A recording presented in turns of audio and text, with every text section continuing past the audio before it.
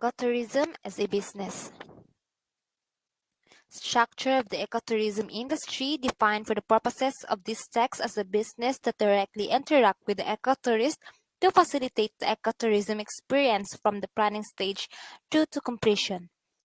Segment of this industry occur on the origin, transit, and destination regions and consist of both specialized and non-specialized operations. Ecotourist trips within these frameworks occur through either the formal package circuit or the FIT, free and independent travel circuit. As with hard and soft ecotourist, the distinction between specialized and non-specialized category is made to facilitate discussions since many operations combine the element of both. The same holds true for formal package and fit trips. Specialized and non-specialized operations. The nation of an ecotourism industry is in some ways a misnomer since only a small proportion of total ecotourism activity takes place in a specialized sector.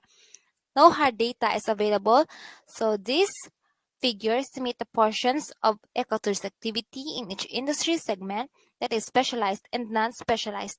Most guidebooks and magazines purchased by ecotourists, for example, are from the general travel trade, but a small portion is accounted for by specialized publications and rapidly expanding array of internet resources. The same holds true for travel agencies, tour wholesalers, and inbound tour. In contrast, ecotourist activity related to ecolodges, protected areas, and other revenues, mediating attraction and local tours operator, all or almost all part of the specialized ecotourism industry, and the other extreme virtual or transportation, for example, airlines and transit buses, but not vehicle used by local tours operator, is non-specialized. Most ecotourist nights in hotels occur in urban or resort facilities and small proportion, such as those located in or adjacent to national parks, is ecotourism specialized.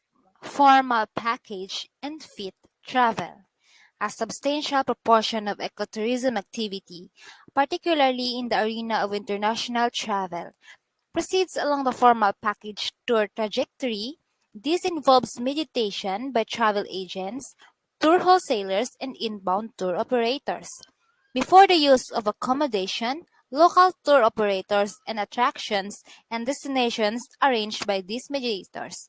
Soft ecotourists are most likely to travel on a formal package basis, whereas hard ecotourists are more likely to select alternative of the fit circuit, which circumvents travel agents, tour wholesalers, and inbound tour operators for at least part of trip experience. While fit ecotourists cannot avoid the formal transportation sector, even the most hardcore ecotourists traveling from Australia to Alaska will travel with a major on airline. They are more likely to take regular scheduled flights rather than charter flights. From a quality perspective, a consideration that is particularly important in less developed countries is the extensive informal sector, including, for example, unlicensed taxis, vendors, guides, and guesthouse, that supports the fit market. Business participants are the aspects of ecotourism in the private sector. Multiple stakeholders arrangements are the norm rather than the exception, which, which can be illustrated by a community-based ecotourism project that involves funding from an overseas aid agency. The four major stakeholder groups that participate directly in the busying joint venture with private sector, ecolodges, and tour operator, and the revenue sharing agreement with the managers of an adjacent public protected area. Such situations, of course, added complexity to the single stakeholder perspective outlined in the subsections below, which take into consideration the participation of the stakeholder groups in the non-specialized sector, but emphasize the specialized ecotourism industry. Private sector, non-indigenous setting in Australia and other more developed countries, the specialized and non-specialized ecotourism industry is associated mainly with the private sector. as befits the capitalist, individualistic ethos that dominates these societies. The main difference between specialized and non-specialized private sector business, aside from the degree of focus on ecotourism, is a matter of scale. Specialized private sector ecotourism operations tend to be small business, often run by owner-operators. As with the small business sector in general, just in Carson 2005, this sector is characterized by its volatility with high number entering and leaving industry each year. Reasons for the high rate of failure among small private businesses. Factors that contribute to the high failure rate among small private sectors ecotourism business have been analyzed by McCurcher 2001 and are similar to those experienced by small private tourism businesses, more generally Getz and Carson 2005. These include a preponderance of owners and operators with narrow specialized skills, for example, as a marine biologist or outdoor guide, and little or no prior knowledge about running a business. Many of these same operators become involved for emotional or lifestyle reasons that frequently conflict with the need to make a profit. Perceived barriers to small business success. Enterprise barriers are related to the owners themselves and their businesses. The government informants were focused entirely on the legal, financial, and marketing problems encountered by operators, stating that the latter often underestimated cost, failed to anticipate tax burden, and failed to remain to the date with payroll paperwork. The operators were similarly focused, perceived that they had overcome these problems and were impeded instead by problems of anticipated cost associated with equipment, failure maintenance, competition, and lack of an innovative capacity. About a third of the owners also cited problems of not having the right kind of personality or business knowledge, or of being susceptible to burnout due to overwork. Agency barriers. Almost all of the government interviewees were concerned that inadequate planning and regulations specific to ecotourism were in place in the region. This was associated with a tendency to regard the sector as a risky, seasonal, and low-paying, and therefore not meriting the priority attention of local or state agencies. In contrast, only about a third of the operators regarded this a problem and generally did not regard seasonally as a barrier. Only two or three informants on each side saw shortcomings with government programs. For example, educational resources and financial incentives available due to assist ecotourism operators, although those who did cite this as a barrier complains that the initiatives were not sufficiently specific to ecotourism. These two categories accounted for about three-quarters of all the barriers. In contrast, relatively few network or host community barriers were cited by each group. The former include problems of communication among stakeholders in the inadequate building of mutually beneficial partnership, while the latter include inadequate infrastructure, unattractive natural resources, and unfriendly local residents. Advantages. Also advantages associated with operating a small business, such as Kathleen's example, including low overhead costs, greater flexibility in the availability of the specialized government programs.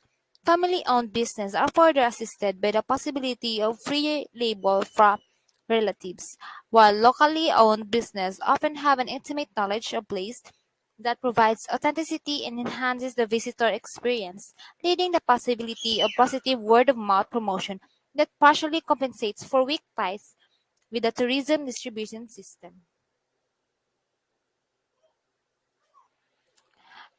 Corporatization trends. Specialized private sector ecotourism business are small, as of there is a growing trend toward larger scale corporate participation. Some complex strategies of vertical and horizontal integration waver in Lawton 2000. Other private sector companies such as Lindblad Expeditions, which operate high-end cruise ship tours to hard ecotourism destinations such as Antarctica, as a Galapagos Island, were initially small but expanded as a consequence of their success. Still others, such as the own involvement with Skyrail, a cableway in northern Queensland, were formed at a scale commensurate with the ambitious project they undertook. Communities, NGOs in the public sector is the model that prevails in our peripheral regions and among indigenous people. Distinctive characteristic that is relevant to business include high level of dependency upon external funding, isolation trump markets, rudimentary or non-existent business competencies, and decision-making that is influenced by communal impulses as well as hierarchical power structure based on culture and clan association community-based operation also experience a high rate of failure, although this is often delayed or masked by term-defined external funding and other support. Business planning. Strategic business planning is an internal management tool whereby a company or a destination analyzes and synthesizes relevant information in order to assess its current position, set its goal, and identify the best way of achieving this goal. A scenario-based approach is usually recommended to allow for the complexities and uncertainties that are inherent in business environment. The differences occur mainly in the order in which these elements are presented. For example, the marketing component precedes the SWOT analysis, assessment of an operation's strength, weakness, opportunities, and threats. The Tourism Queensland plan, whereas the others reverse the order. The Australian Tourism Operators Network, ATON, Plan Markerchair 1998, and the plan offered by Beaton 1998, both include an intermediary stage between SWOT analysis in the marketing plan statements and objective in the placement of the financial analysis in the stage of the SWOT analysis. This lack of consistency suggests that strict sequencing is not crucial. The reason for this is the feedback system, which influences all elements of strategic planning. For example, one may begin with a particular set of objectives, but this may have to be altered once the SWOT analysis has been completed. Effective strategic planning, therefore, is a flexible process in which any element of the plan can be revisited and revised periodically as warranted by changing circumstances and knowledge. Mission statement and objectives. Business plans typically begin with a broad mission statement that describes the essence of the business, its fundamental purpose or raison d'etre, reason for being, and its vision for future. For an operation oriented towards comprehensive ecotourism, these statements might amalgamate a vision of ecological enhancement with the desire to provide memorable and transformative customer experience. Goals and objectives are then stated that indicate how the mission statement will be realized. Goals are usually general, whereas objectives cover specific and quantifiable areas, such as sales, profits, client satisfaction, industry recognition, market positioning, and achieving specified sustainability indicator targets. The Tourism Queensland template suggests a 5-year framework for achieving goals. Beaton, 1998, recommends the inclusion of contingency plans that indicate the course of action to be taken if the objectives are not met by the end of the planning period. Financial and analysis and operational strategies. Financial analysis encompasses the nuts and bolts costing and pricing skills that are essential to the success of a business, yet are generally inadequate in most small private sector and community-based ecotourism business. Components include the calculation of budgets, break-even analysis, cash flow projections, and financial statements, inventorying, pricing, and investment. Operational strategies include resource management, quality standards, training of staff, licensing, legalities, and other matters that involve the day-to-day operation of the business. According to Mark Hercher, 1998, operational strategies are elements of the business plan that should focus on ethical considerations and their implementations. The business sectors examine the components of the ecotourism industry that depicted. Both the specialized and the non-specialized components are included, although the emphasis is on the former. Transportation is excluded due to lack of specialized ecotourism component. Guidebooks are aspects of an ecotourism business that is seldom included in discussion of the ecotourism industry, yet they are interesting and important from several perspectives. First, the sector is spatially dispersed since they can be obtained in both the origin and the destination regions. Second, while the literature stresses that tourism is a service and focuses on the distinct attributes and relevance of marketing services, guidebooks are tangible commercial products that requires a different set of marketing and management strategies. And third, they are critical information source of product interpretation that influence the travel patterns of ecotourists and thus serve as a gateway into the ecotourism system. Travel agencies. Until recently, ecotourism had a low profile among travel agencies, which are the component of the tourism distribution system that has the most direct contact with consumers, notwithstanding growing competition from cyber diaries such as Travelocity and Expedia. Goldner and Ritchie, 2006. Travel agents have little incentive to work with small businesses of varying quality that accommodate a low intake of clients and are not well integrated into the travel distribution system. However, as more large companies become engaged with ecotourism, the involvement of travel agency is increasing. Established travel agency chains are now featuring ecotourism-related tour operators and accommodation that offer acceptable levels of service, reputation, and client intake. The Australian chain Harvey World Travel, for example, promotes the coaching safari package of scenic tours and the Fraser Island whale watching package of Kingfisher Bay Resort. Tour wholesalers and operators. A tour operator is defined by Beaver, 2005, as a person or organization combining several elements of travel arrangements and offering them as a product for sale at a single price. Typically, tour operators arrange and sell the products known as package, holidays, and inclusive tours. The major components of these are transportation, insurance, accommodation, and access to attraction package and guided tours.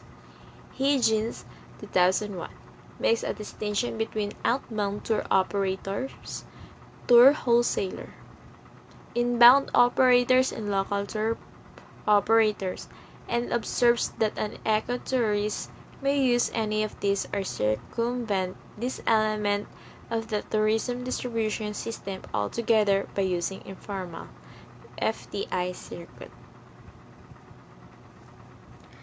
Tour wholesalers are located in origin regions and generally are large companies that make contracts with airlines, arrange travel schedules, coordinate marketing and sales, organize groups, and liaise with individual clients. Higgins R01. By purchasing in bulk at discounted price, tour wholesalers offer package tours at substantially lower prices than those paid by travelers making the same arrangement themselves. Goldner and Ritchie, 2006.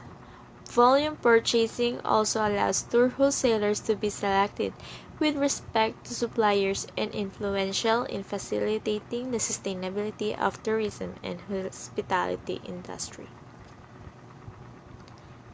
Inbound tour operators, often located in major urban areas and or gateways in destination, typically market their services to tour wholesalers. Prepare client itineraries and select local business, plan programs, hire staff and pay applicable fees. Accordingly, they are a hinge component of the industry with the local ecotourism destination and are instrumental in determining the participant at either end of the system. Hedges 2001 argues that the marketing decision of inbound tour operators will depend on the ownership structure of the inbound operations, which can include transactional branch offices, transactional franchises, subsidiaries of a tour wholesaler, expatriate owned corporations, joint ventures, subsidiaries of national corporation, nationally owned independents, or cooperatives. Local tour operators are coal-face business that mediate directly between the ecotourist and the environmental attraction. Although tour wholesalers and inbound for operations tend to consist of relatively large businesses. Local tour operators are usually small private sector businesses, or often community-based enterprises in less developed countries and indigenous territories. The ambivalent relationship between local tour operators and other local ecotourism business on one hand, and the wider travel trade on the other influences much of the impact of the ecotourism business. Integration into these larger networks, for example, can lead to dependency and product standardization and to revenue leakage caused by payment of commissions. However, this in turn may be compensated for by the greater revenues and employment from higher numbers of clients and to increase professionalism as local businesses are forced to meet higher product standards. Accommodation. Eco-lodges are high-profile symbols of ecotourism but account for only a small portion of ecotourist visitors' nights in most countries. Conventional hotels are the base camp for most ecotourists and increasingly provide or arrange access for their clients to nearby protected areas. The potential synergies between ecotourism and conventional hotels as well as other facets of mass tourism are considered.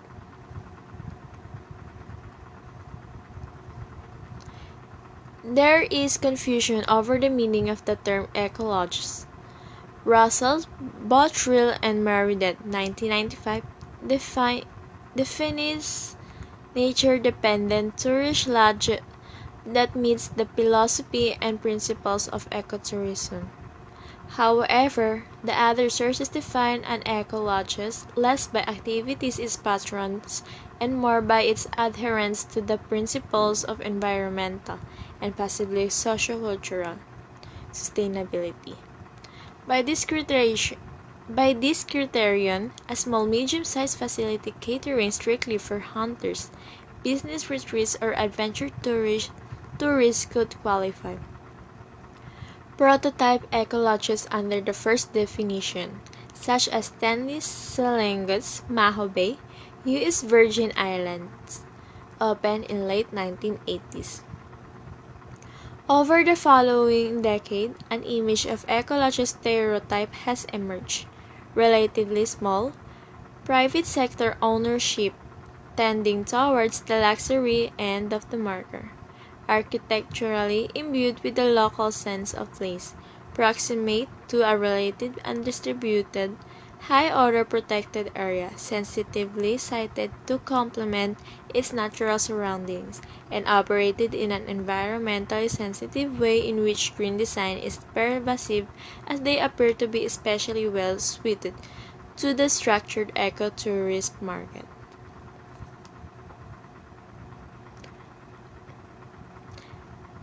Trends. Ecolodge are a trend in the accommodation sector, and the ecolodges chain is a trend in the ecolodges sector related to the corporatization and increased integration of ecotourism in the tourism distribution system. High-profile examples include the network of luxury safari lodges being developed in Africa and elsewhere by South African-based Conservation Corporation of Africa Backley 2003. In Australia, the GPT group controls significant and growing portion of the country's ecolodges. Another trend involves integrated mega research, which is standard factor of conventional mass tourists, but according to Higgins 2001, are now also evident in ecotourism through the appearance of the eco-resort complex. Like conventional integrated resort, eco-resort complexes offer a comprehensive package of experiences, facilities, and services at a single location, sometimes in its own private protected area. Mediating attractions refers to built structures or devices that allow ecotourists to visit normally inaccessible natural attractions through means that are attractive or novel in their own right.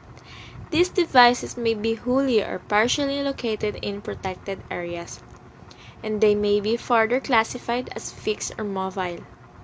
Cableways and canopy walks are the main examples of fixed mediating attraction.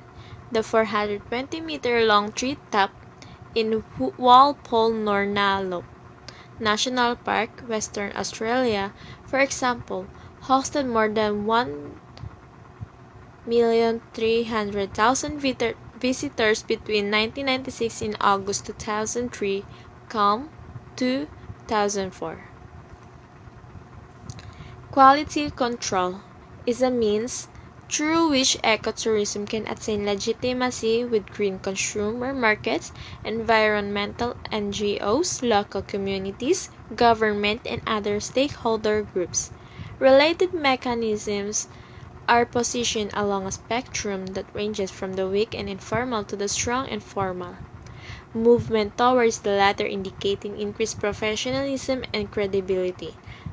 Black and Crabtree 2007. The following subsection discuss codes of conduct at the weaker end of the spectrum. Certification-based eco-labels at the stronger end and award as an intermediate mechanism. Codes of conduct are in the context of visitor education.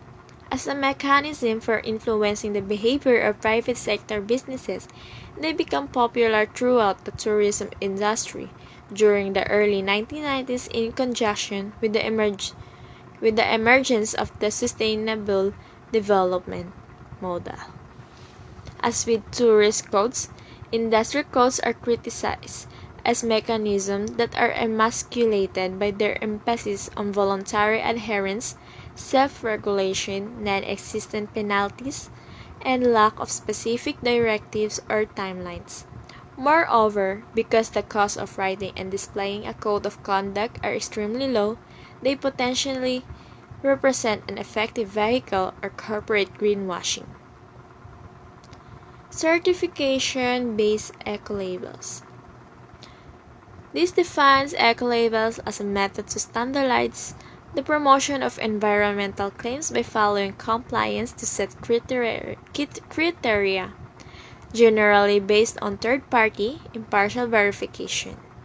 As a vehicle for making ecotourism credible, the crucial aspects here are standard criteria that presumably reflect ecologically and sociocultural sustainable best practice, and verification from a qualified outside auditor that the product in question meets these criteria and thus merits certification, or formal confirmation of this status through the relevant ecolabels Black and Crabtree 2007. Ideally, the ecolabels granting certification should itself be subject to a process of third-party scrutiny for the sake of its own credibility, through which it gains accreditation or approval to continue certifying qualifying products and businesses. A useful analogy, and one that ecotourism industry should improve, industry should aspire to emulate, is the medical student who gains sufficient university grades and credit to be certified as a general practitioner by the University of Queensland School of Medicine, which in turn is accredited to do so by the Australian Medical Association. Australia's Eco Certification Program. Australia, through the self-funded Eco Certification Program, is VIDA regarded as the world leader in ecotourism product certification.